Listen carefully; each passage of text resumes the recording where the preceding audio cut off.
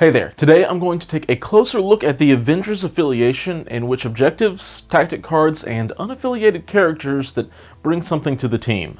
My name is Nate, and welcome to the Gamers Guild.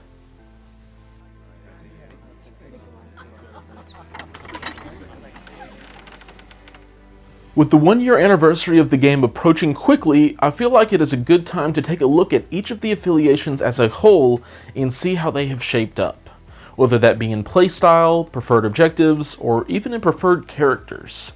And so I've decided to take on either the easiest to talk about or the most difficult, because the Avengers have the widest roster by far. And with that wide roster that is only growing, there are a plethora of different ways that the Avengers can be played, and subsequently plenty of ways for a roster to be built around them. So I'm going to start out with the common point, that is their defensive leader, and branch out from there. Captain America is a must-have in an Avengers list. Unlike some of the other affiliations where the tactic cards can be enough to make running the affiliation worthwhile, like the Black Order. The main appeal is Captain America's leadership ability. As a reminder, a day unlike any other gives a discount on the first superpower used by any allied character once per turn by reducing its cost by 1 to a minimum of 1. And unfortunately, that discount does not get to apply to any superpowers that have a cost of X. One of the things I discounted early on was the wording of every turn instead of once per round. This means characters with reactive abilities can take advantage of this discount multiple times over the course of a single round, which is what makes the Avengers affiliation appeal to so many players and characters. The rest of the appeal behind the must-take leader is that he is one of the hardest characters to remove from the board. It can absolutely be done after throwing a couple of dump trucks or powerful mystic attacks this way, but for 4 threat, Captain America is by far and away the most durable character in the game with his different defensive superpowers, which would be rather useless if he didn't have a way to put them to use by protecting his teammates, which of course he also does that. However, that is about all he does. He is not a character that can be relied upon for massive amounts of damage output at 4 threat. He can of course get lucky with a decent shield throw and ricochet, but Steve's main trick is certainly to make the rest of your team a lot harder to put down, to the annoyance of your opponent. So Captain America at the end of the day is a great support character between his ability to take attacks and give discounts with his leadership ability. So who can take advantage of Cap's leadership? In Affiliation, we have 2 Black Widows, Hawkeye, Iron Man, Ant-Man, and Wasp, all at 3 threat or below. And while most of these characters can gain some benefit from Cap's leadership, really only Hawkeye is able to take full advantage with a reactive ability and a superpower that he will want to take advantage of on his turn as well. The lack of synergy with the rest of the lower threat teammates makes it less appealing to go wide with the team, but that's okay because at 4 threat and up, there are plenty of great options. Black Panther, Vision, Captain Marvel, Thor, and Hulk rounds out the rest of the affiliation for the time being. Black Panther, Vision, and Thor are definitely able to take away the most with Cap's leadership. Vision with his phase shift and throw that normally cost 2 power make for a pretty obvious inclusion on the list. Black Panther loves having any of his superpowers reduced down to the cost of 1, and on his injured side, it allows for him to keep up his vibranium armor a lot easier.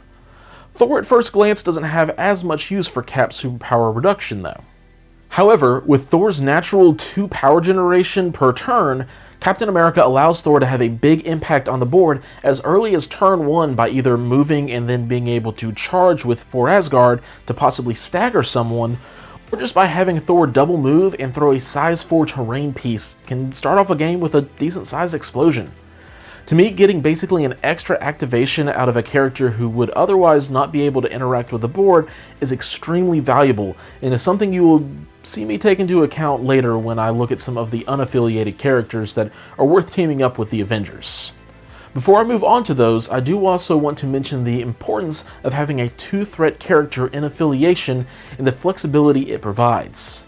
Mostly by having Core Widow on the team, you fill in another Avengers Affiliation slot for only 2 threat, and she is easily able to play to the back objectives to rack up points, but with more and more objectives coming out with different threat totals, being able to have a puzzle piece that can fit where no other piece can is extremely valuable just on its own.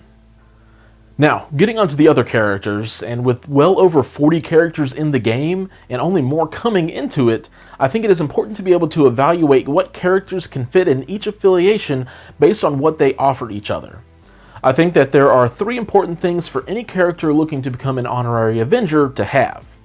The first is a reactive superpower that costs 2 or more.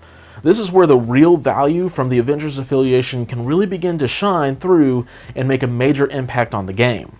Then characters that have an active superpower that costs 2 power or more that you will want to use every turn. And finally, characters that can suddenly do things on turn 1 that they otherwise would not be capable of. I would recommend trying to have each character at least hit 2 of those 3 boxes here. So, my top 5 Honorary Avengers, in no particular order, are Valkyrie, Thanos, Venom, Baron Zemo, and Loki. And here's why. Outside of the more recent Hawkeye, there have not been a lot of in-affiliation 3-threat characters that can really benefit from Captain America's leadership ability.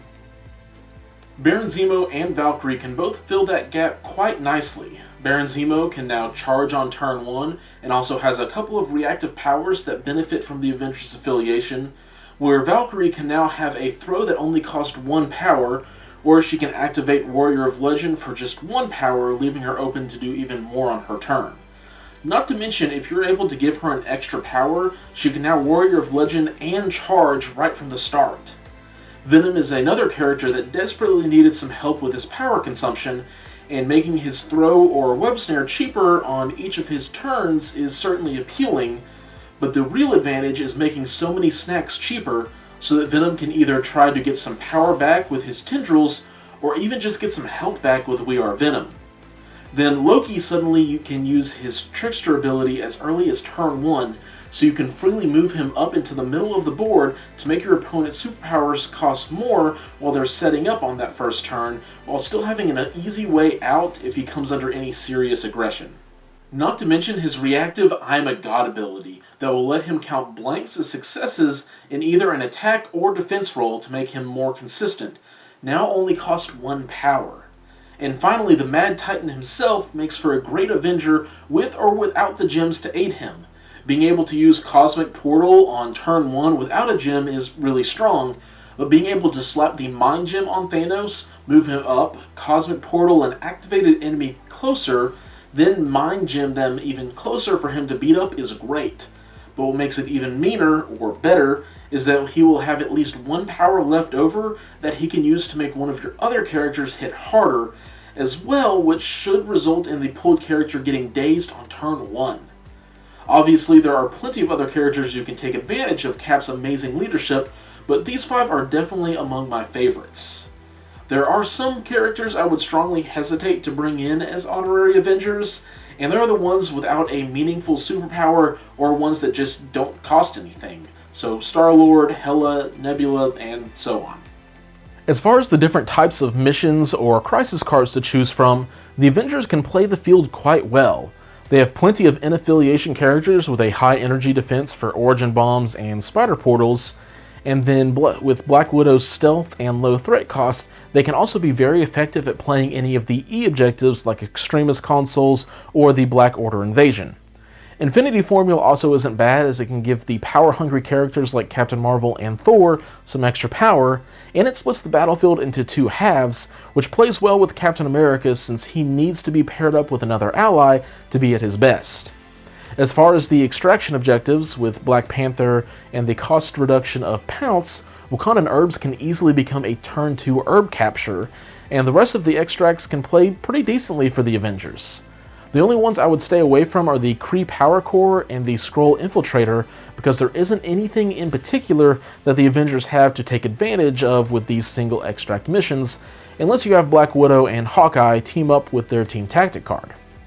And speaking of tactic cards, while the Avengers only have 3 that are specifically Avengers affiliated, they may as well have another 3 or 4 that you would likely only see in an Avengers roster.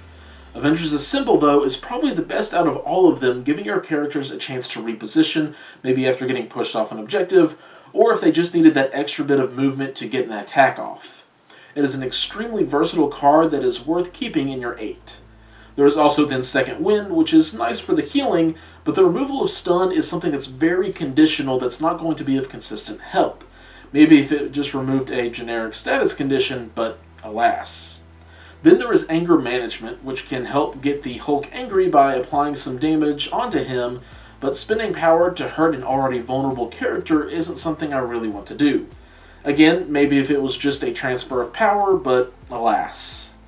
There are then a plethora of Avenger team-up cards that provide either a fancy attack or a nice tactical benefit.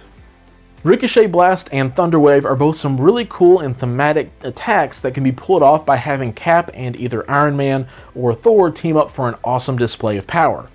So if you are playing a more casual game, I couldn't recommend them anymore, because it is so rewarding to melt a character with a Friday AI-powered Ricochet Blast.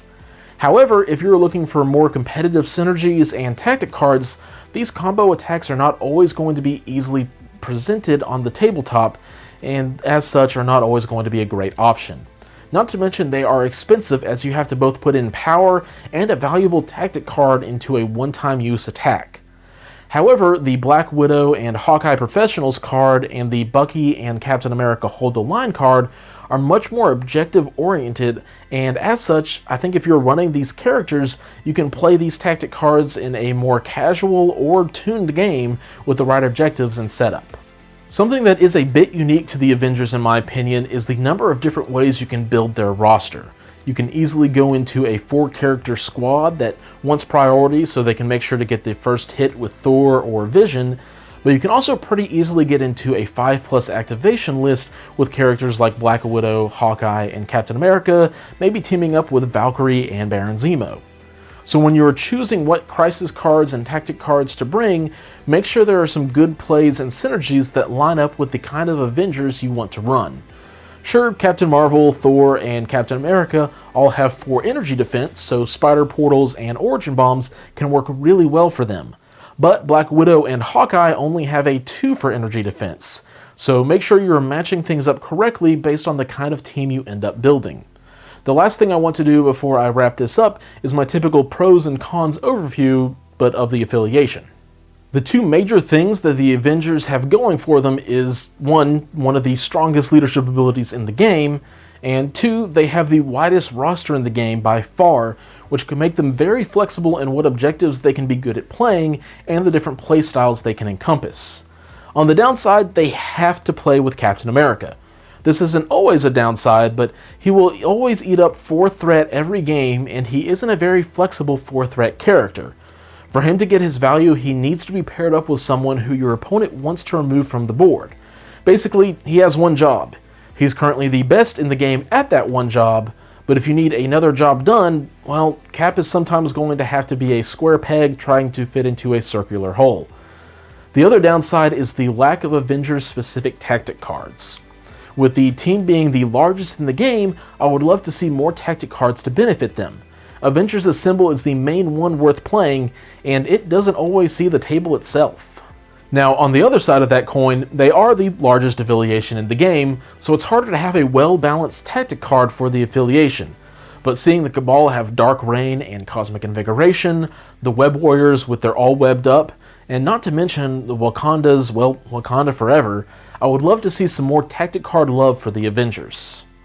All in all, the Avengers are one of the most diverse affiliations backed by one of the strongest leadership abilities in the game for the characters who can really take advantage of it, whether that is in the discounted reactive abilities that will be used over and over in a game, or just getting a character an early start into battle.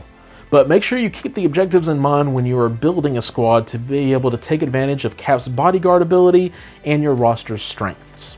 Since this is my first affiliation review video, let me know what you thought. Was there something you would like to have seen me go farther in depth with, or maybe even a subject I just completely skipped over you would have liked to see me cover? Please let me know down in the comments, or feel free to message me on Facebook or email me at the address below. I also want to thank the members of the Guild Hall on Patreon for their continued support, as it helps drive me to keep up a regular, if not sometimes rushed, release schedule. If you'd be interested in joining them, there will be a link down in the description. As well, there is something in the works as a bonus for my patrons that will end up being a reward at a different tier, so keep an eye out for that announcement on the Facebook page. Thank you all for watching, and until next time, keep on gaming.